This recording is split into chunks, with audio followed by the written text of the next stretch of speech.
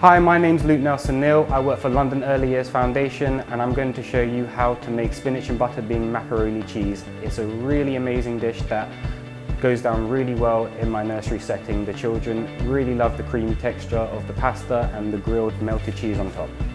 The ingredients you need are 500 grams of macaroni, 300 grams of baby spinach, 1 finely diced onion, 1 teaspoon of garlic paste, 100 grams of butter, 100 grams of flour, 1 tablespoon of whole grain mustard, 1 tin of butter beans, drained and rinsed, 1.4 litres of organic full fat milk, and 250 grams of grated cheese.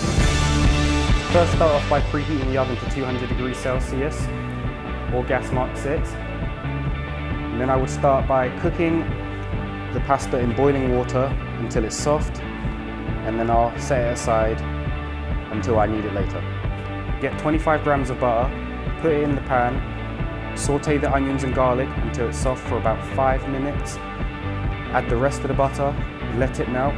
Then I want you to add the flour in.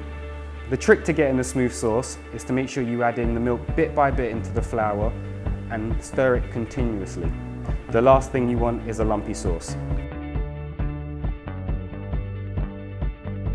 Then I want you to reduce the heat to low, add in the mustard and 175 grams of the cheese.